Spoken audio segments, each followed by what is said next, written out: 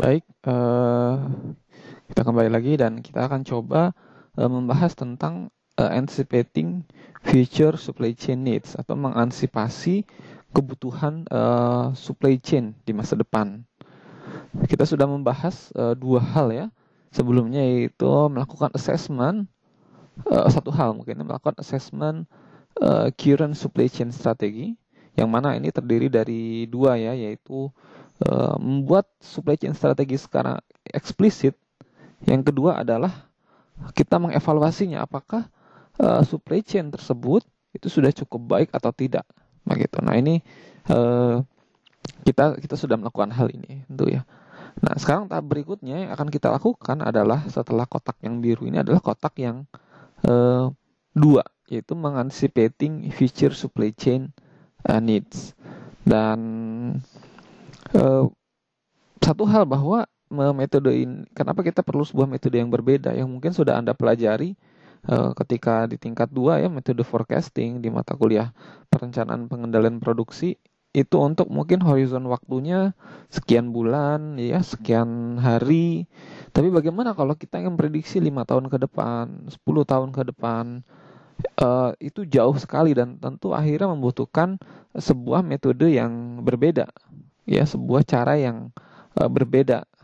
Oke, melampaui dari batas-batas yang dekat.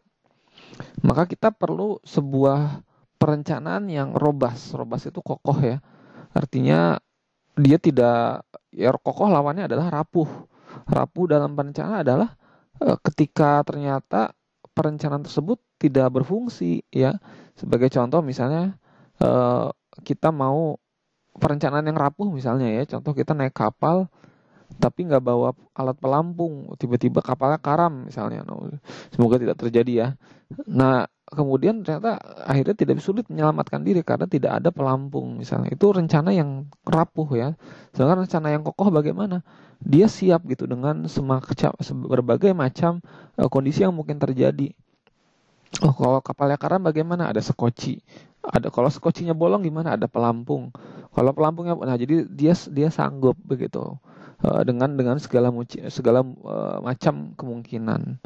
Nah, ini juga untuk jangka panjang bagaimana supaya supply chain strategi kita itu robust juga ya, kokoh. Ya, kokoh, ROBUST tulisannya robust. Nah, dalam ini jadi antisipatif begitu ya terhadap berbagai macam kemungkinan. Kalau tiba-tiba pesaing bikin produk baru bagaimana? Kalau misalnya tiba-tiba pemerintah rubah regulasi bagaimana? Kita sudah punya rencana yang robust. Ya, kalau tiba-tiba gempa bumi bagaimana? Oke, ini sudah siap nih perusahaannya. Kalau yang tidak robust, tidak kokoh bagaimana? Ya langsung ini ya, kalah begitu. Langsung gagap, langsung gugup begitu menghadapi masalah-masalah tersebut. Sama juga ya dengan individu kita ya, diri kita. Kita punya rencana masa depan yang robust tidak? Kalau IP kita 3,25, rencana kita begini. Tapi kan masa depan siapa yang tahu? Tiba-tiba IP kita 2, misalnya. Apa nih rencana kita? Kita sudah siap nggak? Kalau kita sudah siap, maka kita sudah punya rencana tentunya ya. Dan juga kalau kita sudah siap, eh, kalau kita misalnya siap, mungkin kita sudah punya skenario. Oke, kemudian, nah ini nama toolsnya adalah skenario planning ya. Kita tadi sekali lagi butuh tools yang berbeda dibandingkan tools-tools yang perencanaannya jangka pendek. Ini perencanaan juga tapi jangka panjang.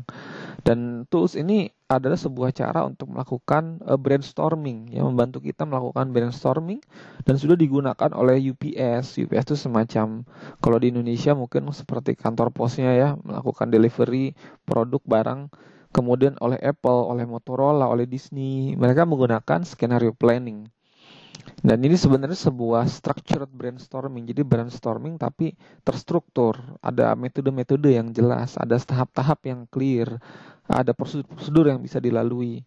Dan ini memberikan sebuah insight tentang masa depan tuh bagaimana, dan kira-kira apa, gimana cara menanggulanginya jika itu terjadi. Oke.